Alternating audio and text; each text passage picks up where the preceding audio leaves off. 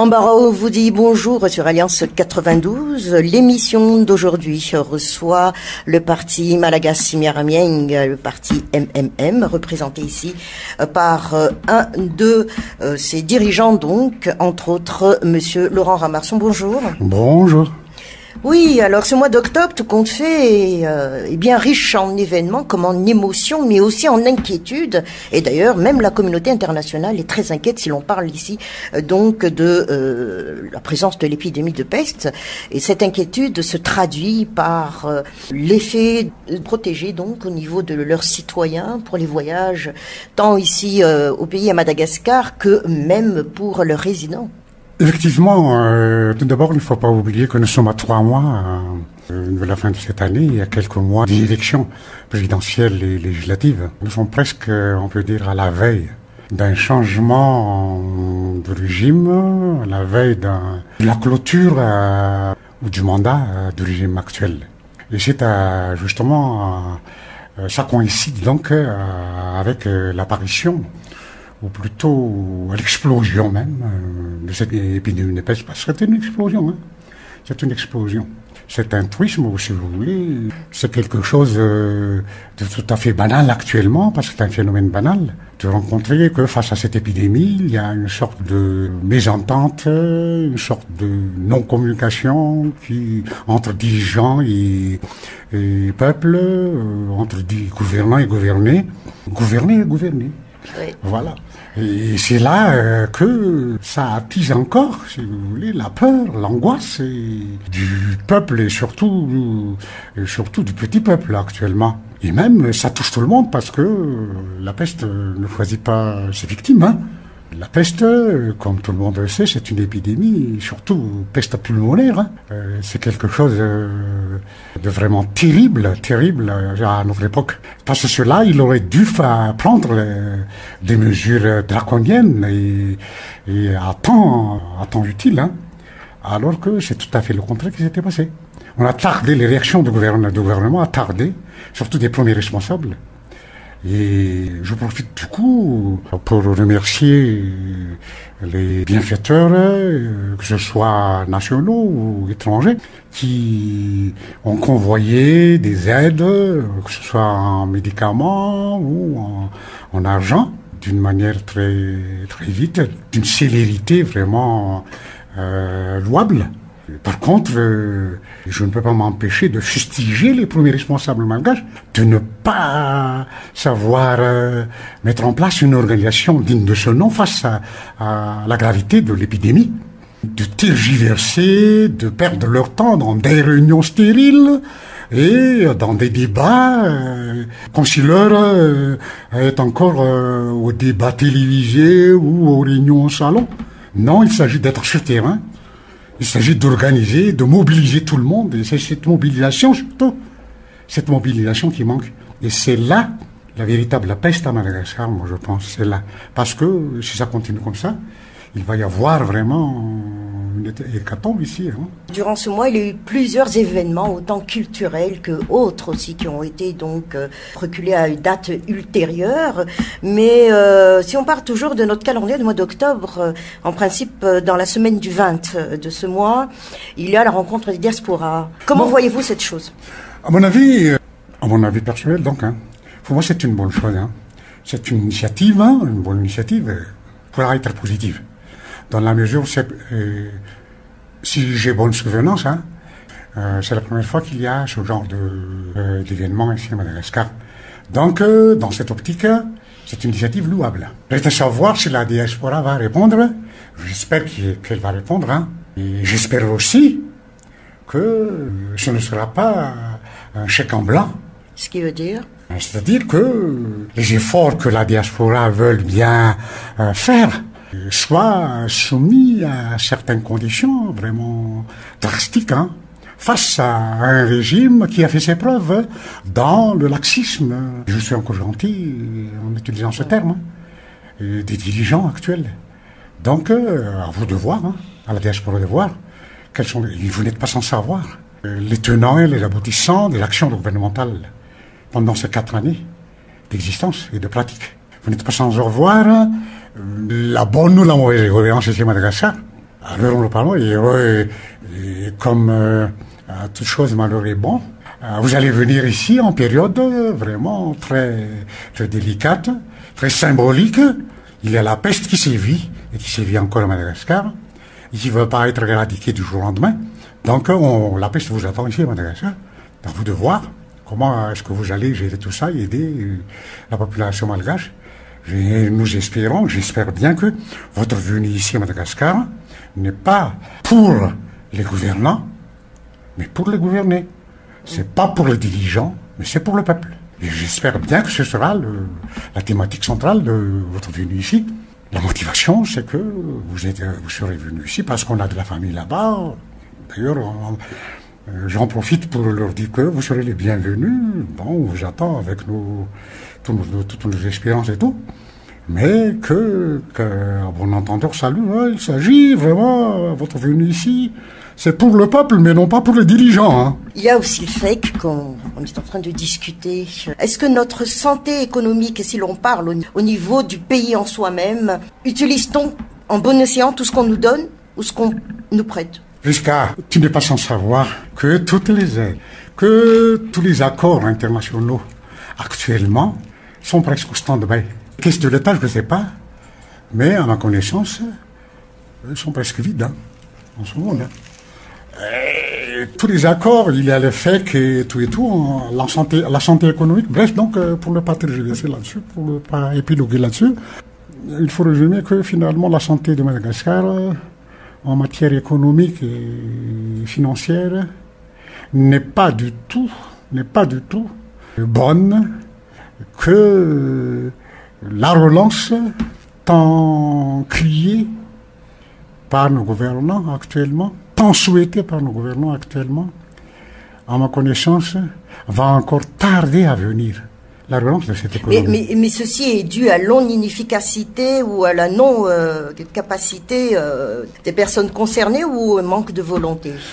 Je n'ose pas te demander, mais je vais le faire quand même.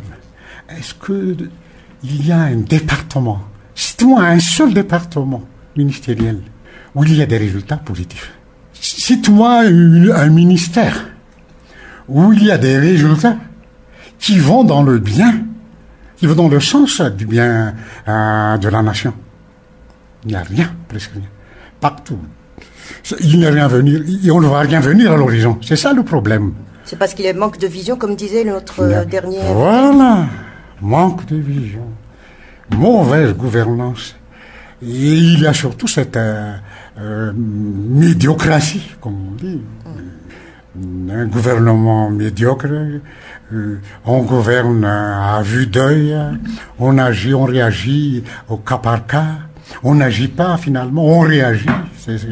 C'est-à-dire qu'il n'y a pas de volonté finalement, ni de savoir-faire.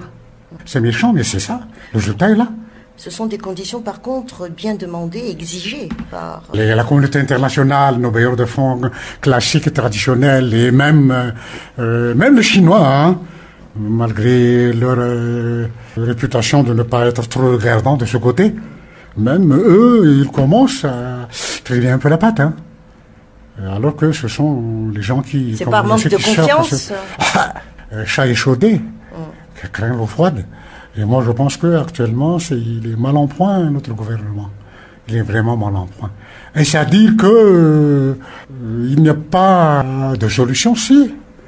Il y a des solutions. Oui, mais pas pour autant mal au point, puisque là, on est quand même arrivé maintenant à remplacer, puisque ça a été toujours dit, où est le remplaçant de l'ancien sénateur? Voilà, il est là maintenant, en la personne de River Akutvo, qui remplace donc le sénateur Ahmad, qui est un autre poste du côté du sport, mais nomination aussi tout de suite après du nouveau ministre de l'agriculture et de l'élevage.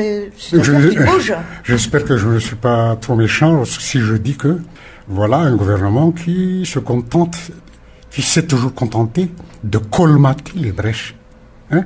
Colmater les brèches d'un navire qui est presque pourri actuellement. Hein? Dont la coque est vraiment pourrie. Il s'enfuit de partout.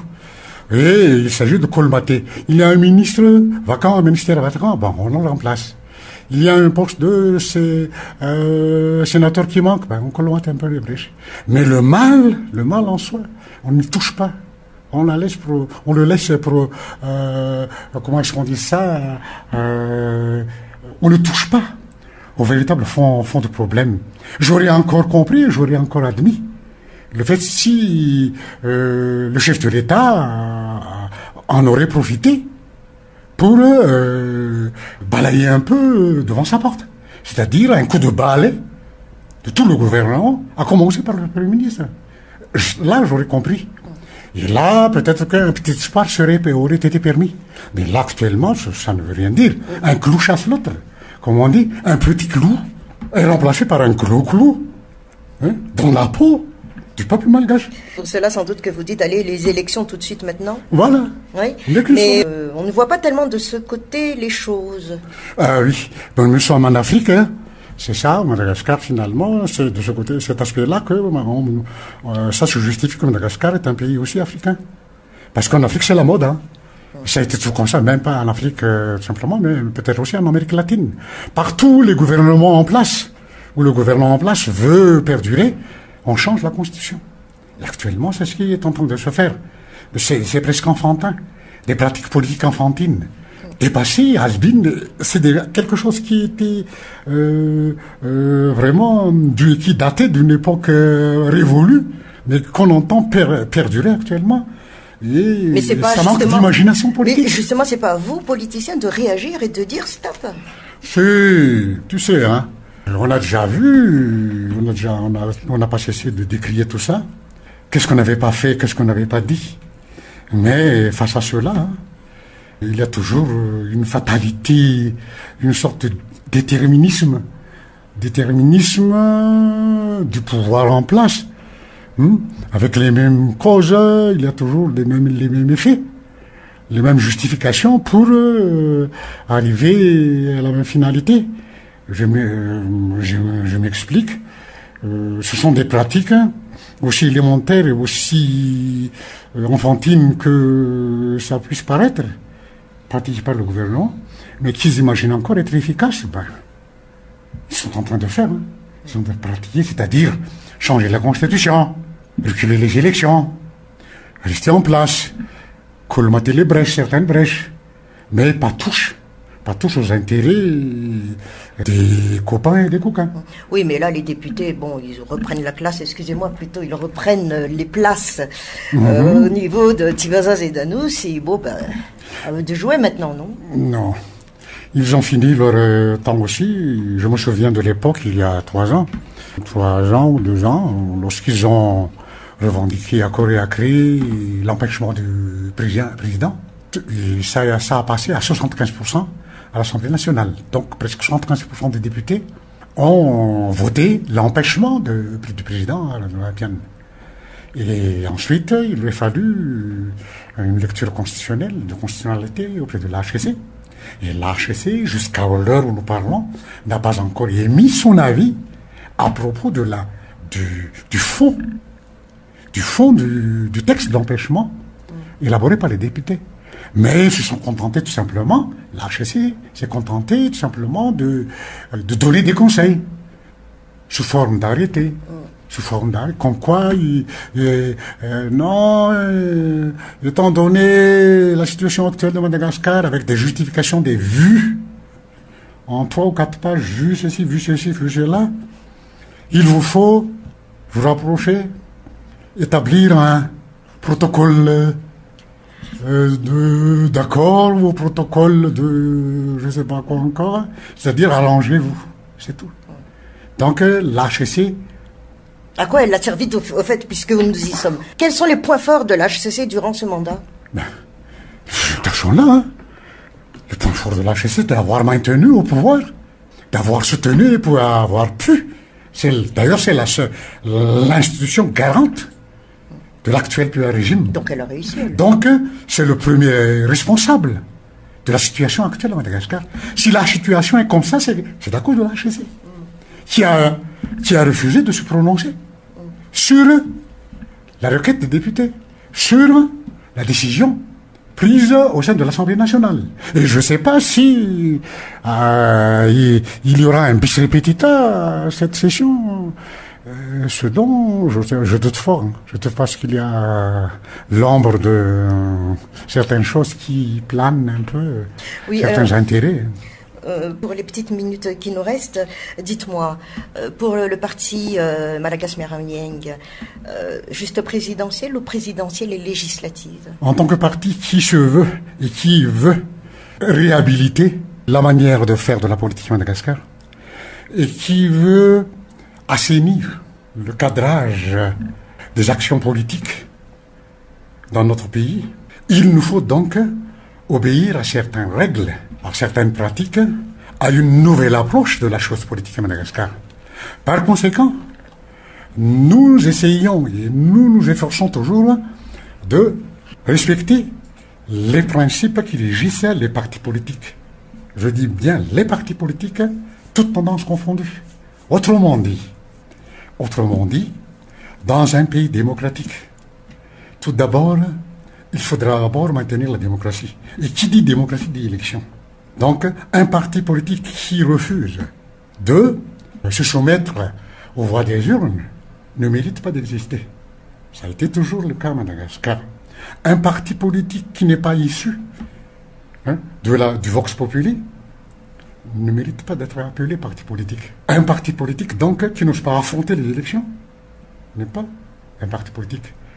Pour répondre à ta question, donc, nous nous apprêtons, et nous nous sommes déjà apprêtés, à aller vers toutes les élections qui vont se présenter à Madagascar. Simultanément, si l'on parle des présidentielles législatives comme la dernière fois. Et c'est pour cette raison que nous avons participé à 100% à l'élaboration du code électoral actuellement. Alors, à tous les travaux du CNI, Comité électoral national indépendant, et jusqu'à présenter, à restituer au gouvernement donc, tout dernièrement, les résultats de ces travaux préparatifs des élections futures à Madagascar. Je ne sais pas, vendredi peut-être, il y aura une restitution. Le gouvernement, paraît-il, va restituer à l'Assemblée nationale et au Sénat le résultat des travaux du comité de rédaction consultatif donc du CNI en ce qui concerne les élections et en ce qui concerne surtout le code électoral. On verra bien si c'est conforme aux efforts de la société civile et des parties prenantes, des partis politiques, ainsi que des autres entités. Ou bien, est-ce que le gouvernement va présenter un autre texte? Est-ce qu'il y aura des retouches là-dedans? On a déjà vu ça quelque part. Ah oui. Oui. Et comment vous allez réagir dans le cas échéant? Dans ce cas, on se pose la question, est-ce qu'on veut vraiment aller vers une démocratie ou est-ce qu'on veut faire autre chose? Si on veut faire autre chose, nous sommes prêts à y aller. C'était Lambaro du parti Malagas Miramieng MMM, représenté ici par Laurent Ramarson.